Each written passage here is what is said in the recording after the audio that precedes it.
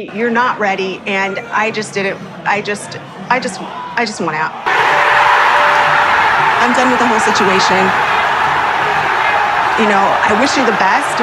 Hey guys, welcome back to 90 Day Happily Ever After Season 9 Episode 8. So today we're gonna do Jasmine and Gino and Darcy and Georgi. Okay, Jasmine and Gino first. So we see Jasmine and Matt working out at the gym, but she can't believe what happened last night because it was just so terrible. Like, yeah, it must have been really bad for you. Pathetic behavior, okay? She handled herself very, very poorly. But she says that she can't believe that Gino was such a trash person because he lied and manipulated both her and Natalie. And so she is just so embarrassed with how she reacted last night because Gino played the both of them. While he was flirting with me and playing these games like, oh, there is still hope between us, he was telling Natalie he was done with me. He lied to her faces. He's just a player, and I'm so done. Matt finds this opportunity to dogpile on Gino by saying, yeah, he's so selfish and he only cares about himself. I love you. Yeah, he's so fucking old too. He's at the end of his life. I don't know why he's wasting his time. 5 more years, he's gonna be wearing Depends, eating applesauce. Applesauce is delicious though. I remember I was at the store the other day and I saw like a whole bunch of them on sale. So I grabbed 2 of them just to see that it was the unsweetened version, and yeah, I put that shit back because ew, what the fuck? You is a nasty ass bitch. At least I got to talk to Gino and then see how goofy he is, just like arguing with a child. I'm like, the guy wears a Gilligan hat. I'm not arguing with this guy. He was wearing, I think it was jean shorts or something. What are these insults that he be having for Gino? It doesn't make any sense. But Jasmine's like, you're right, Matt. After last night, now I want to move on. And Matt is like, yeah, please do. Please love me. I have come to terms that things are officially done with Gino, but it's a lot for me to process. And I envision my whole life by his side. You wanted to be next to that for the rest of your life? Really? You know, the Bible say do not judge, right? So let me say this. So every plan, every dream, every goal included both of us, and that's gone. She says that she doesn't know what to do and she should probably go back to Panama permanently, knowing damn well that she doesn't want to go back to Panama permanently. But Matt is like, no, you can't go back. Please don't go back. I love you. And then he dumps his feelings to us about how he feels about Jasmine. I've been feeling, if I want to say love or something, for the last couple of months. I don't want it to end up destroying our friendship, but I feel like I don't want to waste my time thinking that there might be a possibility me and her could be together if there isn't gonna be anything. You know what? I'm starting to think that he actually baby trapped her. Yeah, it would make a lot of sense, right? yes, ma'am. But he finally tells her that he doesn't want to be in the friend zone and he likes her, and she's smiling while also, you know, trying to hide her smile. But while he's professing his love to her, he's like doing these like reps, and every time he's talking, he's grunting. So he's like, yeah, I think you're so hot and I'm getting so old and I don't want to keep playing around, running around from relationships. I love you. I'm getting to the age where, honestly, I would like it if you would consider if you're gonna move on from Gino and maybe give me a chance. You? Yeah, I want to say that I love you. Oh my, this is really crazy because I really thought that he hated Jasmine. Like in the first episode, I thought that he was like miserable, but the fact that he loves her? Really? Okay. Bad idea. It's been some months. We get along very well. And I know something good when I see it. Something that's good for me. Somebody that could be my power couple. I don't know if you think like that about me or not, but I'm just saying. He says that they will do really well together, and then they're just looking at each other for a really long time. And then she tells us that she told him not to fall in love with her, and he kept saying, nah, I'm a playboy. And now look, he's totally in love with her, and she freaking knew it. I could feel it in the way he talks to me, the way he treats me, the things he does for me. Like, you only do this kind of stuff for someone that you love. So she tells him that he's everything that she wants in a man, and if they met under other circumstances, then she would have been in love with him as well. But she invested so much into Gino, and now she just wants to take things one step at a time. I don't want to pressure you, but I just get tired sometimes of thinking about Gino. He's like a booger that's stuck to my finger. A booger? Like I said, what are these insults? But Jasmine says that she can't give him any hope right now, and he said that that's fine, and he'll just wait for her. I understand she's not ready for a relationship. because she has a lot on her plate. But Jasmine is completely worth my time and my effort. She is a quality woman. I gotta be patient. What other choice do I have, really? So. Okay. You do that. Moving on to Gino and Natalie. So he's driving to go see Natalie and he's like, what Jasmine did yesterday was low-life behavior. She attacked Natalie and she was out of control. Which I think is 100% true. But he parks, checks his hat, then he heads inside to try to fix things with Natalie. But as he comes in, she's already packing. Go home. After last night, I'm feeling exhausted, disappointed, angry, very angry. There's a lot of things that Gino decided to leave out. I also feel very disrespected by Jasmine, but I agreed to see Gino again to hear his side of the story. Okay.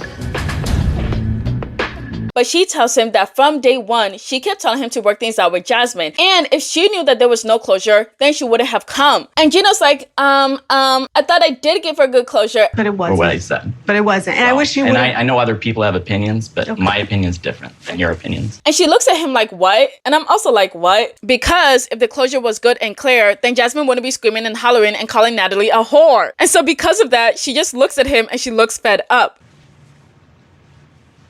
Ugh, you're the worst kind of autistic.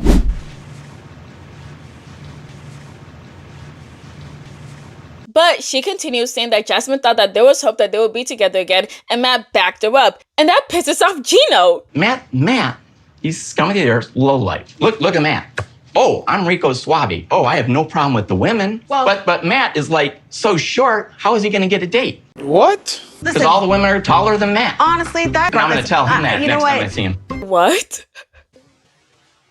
Girl, shut the fuck up. You thought you ate that? Gino, he sounds so dumb right now. Both him and Matt, they really don't know how to insult each other. And it's actually so funny too. But Nettie's like, okay, whatever. I was still put into this horrible situation and I didn't deserve any of that. And I don't think you're ready and I want out and I'm done. And then she says that she wishes him the best and that she wished that he had the balls to tell her the truth. I feel like I was used in their silly little toxic drama, which I don't have time for. I'm not the one. I'm not that woman that wants to be a part of that. So now he chases her and she's already outside and she's not listening. Natalie, come on, don't leave. Can you just wait a minute and talk to me? Fuck no, baby. And now he sits down and starts blaming Dana, Michelle, and Jasmine for ruining his relationship with Natalie. And yeah, they are to blame, but so are you, because you knew Jasmine was coming and you still told Natalie to come for some freaking reason. You couldn't have just told them, oh, if Jasmine's coming, then I'm not coming. Like, come on. I keep thinking back, like, what if things would have been different at the birthday party? Jasmine didn't show up. Michelle would have treated Natalie with more respect. You know, Natalie and I could still be together today. And, you know, it breaks my heart. Anyways, that's where their segment ends. But this is a preview, not of the next episode, but what is to come of the season. And y'all, it looks good. Would you consider marrying me? She didn't love me. She's such a liar. I've already gone in the grave. You'll hear from them soon. I'm super afraid of being deported. You guys, I'm so excited. But also, Jasmine crying like that, it does look like that's like real genuine tears because most of her tears are fake. That one looks real, okay? Because hello, she's getting deported. Who wants to get deported? Definitely not her. But moving on to Darcy and Georgi. So Darcy and Georgi are packing up to go see his parents and she shows up with her first fit and I don't know if she's gonna go see his parents with her titties out like that, but I don't fucking think so. Not on my watch. Not on my watch. Okay. And Georgi isn't with it either. I don't think black is good. I don't think fit is good. But I do anyway. So why you keep asking me? It's like a nice dress, suit vibe. But I could wear like a little top up top too. Yeah, you should. Oh. But she comes out with her next outfit and I love it. Georgi says that it's fine, but with the way that he's tapping his fingers, I don't think that he's actually fine. He looks really stressed out while Darcy just keeps yapping and yapping and yapping. Just kill me. I did buy this when I was a little heavier, so I feel a little dumpy in it. That's the problem. You know, I did lose some weight. Feel a little dumpy, but you know, I'm happy I feel skinnier now. Just it's not fitting the way that I thought it would.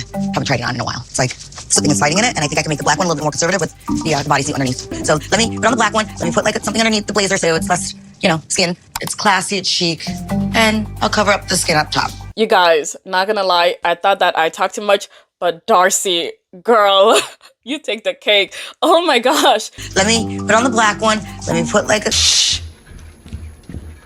My bad, I'm sorry. But she comes back out with an undershirt for her first outfit, and it looks very appropriate for Georgi's family. But for some reason, Georgie's still upset. I'm feeling snatched and smooth and sleek. Good. That's what my parents worry about always. Find a snatch a girl. That's the first thing they told me. Georgie, Find I'm snatch a 50, girl. relax. Oh my gosh, she's trying her best. Relax. Anyways, out they go with all of their luggage, and Georgie is still not happy with her outfit. I mean, you have 5 suitcases and then you choose the wrong outfit once again. Well, yes. Oh, come on. What's wrong with this one? This one actually looks really nice. But he says that she doesn't respect his opinions or his advice, but he doesn't really want to start a fight with her. But as they're driving there, he's not really talking to her, and she's like, why aren't you talking to me? And he's like, I'm just trying to focus on the road. And she's like, oh, okay. And then she takes out this hairspray, and then she starts spraying her hair in the car, and Georgie can't take it. He's like, oh my gosh, I can't breathe, while looking at her all crazy. Are you trying to kill me? Okay. I'm putting shine spray in my hair because it's raining. I don't breathe. Roll the window, I'm I freezing. don't breathe. Like, come on. Georgie, relax, please. But they make it to his house, and oh my gosh, one of her buttons pops off, and Georgie's like, ah, perfect. So to cover up her outfit, she kind of has to hold her coat together, and he starts complaining about that too. My parents feel uncomfortable too, like always. If you and they can get over this little mishap with the button popping open, we can get over anything. Don't make it more than what it is. I know how to act Jameer. It's not like I'm going to be sitting down with my legs wide open, spread eagle. Are you okay? No. I know he's stressed, but I also feel like he's also like stressing himself out. Like, relax. No. But they head in, and his mom comes out, and she's hugging him, and they're crying, and Darcy's crying in the back. Dad comes out too, and it's just such a sweet moment. And then they bring Darcy in for a hug too, and you guys, this is so cute. That's what I'm talking about. This shit means something to me, man. Много приятно. Просто разтапещо се. Прикриваме, но няма нищо по-хубаво да прегърнеш част от своята плът. But then they head inside and they show Darcy around, and then they show her their room and where they're going to be staying. And then Georgie says that they have a lot of suitcases, and Mom is like, oh, how many? And he says that they have 5 big ones and 2 small ones. And y'all, their faces just drop. Are you serious? Yes, ma'am. Next time I would pack lighter. Толкова много багаж. Толкова много кофари. Са по-малко суетни. I like fashion, so I brought a lot of stuff. Yeah. Okay, okay. спокойно. Is it fine? Hocus, get that bitch up out of here. But they start looking at her and they don't like how she's dressed. На днешния етап много млади хора изглеждат като нея. Ами за мен беше много важно, когато действително да се представя, да бъдем в добри взаимоотношения. Jeez, maybe his concerns earlier were valid, but looking at her outfit, it does look like she is dressed nice. What do they want her to be dressed as? Like a church lady? Like, come on. Keep your expectations very low. But then they show Darcy his photo book, and it has him with his teacher. And y'all, here she goes all over again. That was your teacher? Yeah. Oh, look like you have your hand on her hip. Did you always have a thing for older women? Look at your smile. You are smirking big right there. Okay, Darcy. But then his mom asked her why are her legs bare, and she said that she forgot her tights, but also the button on her coat broke. Ще го зашием. Yeah. My mom can solve it. Oh, you're And so sweet. she can teach you how to do it. Yeah. Oh, well, that's nice of them. I'm scared. But Georgie said that she should have listened to him because she doesn't need 3 jackets and nobody here has that many jackets. But she says that she likes it, and his mom said that it's cold here, so she needs to dress up a bit more. But she got 3 jackets. Isn't that enough? No! Now I'm feeling a little uncomfortable, but couldn't help that the button popped. It wasn't supposed to be, flapping open like that. I don't understand Bulgarian, but I can kind of feel his mom and dad's disapproval. Oh yeah, girl, they are judging you hard. Anyways, Georgie's with his dad talking about Darcy and her menopause. No prep. Darcy's with his mom talking about how Georgie's so hard to open up to, and his mom says that they will try to help. And now Darcy's excited because it feels like her and his mom are bonding.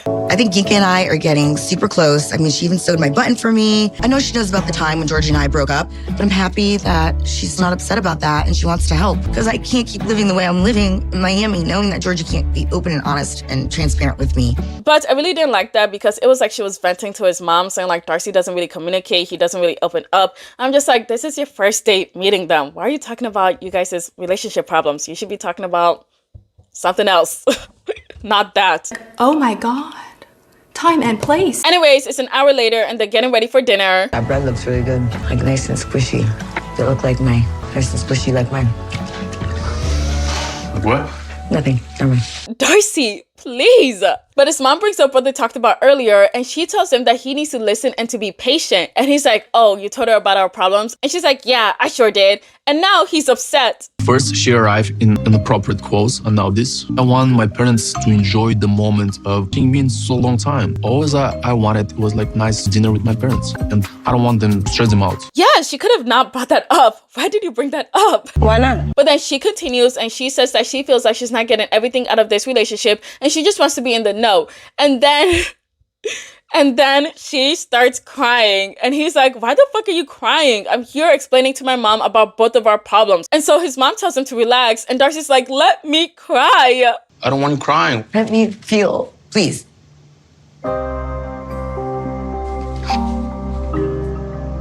What the fuck? But his mom is also taken aback by her crying. Първа среща и на вечеря. Да, естествено, че е притеснително, че този човек може да пророни сълзи за проблем, който мисля, че съществува между тях, между сина ми и нея. So she has to comfort her and she tells her, hey, he really loves you, so stop crying. Okay.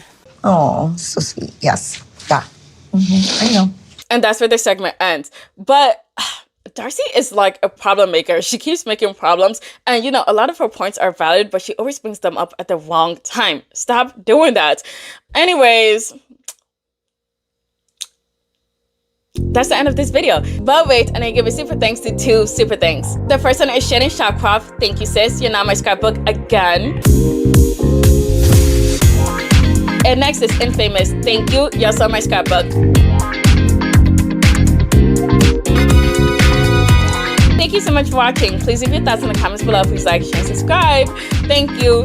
Bye. That snatch and that smooth look. That was a cereal. I mean, snatch, crackle, and pop. Snatch, crackle, and pop. Snatch, crackle, and pop. Oh yeah.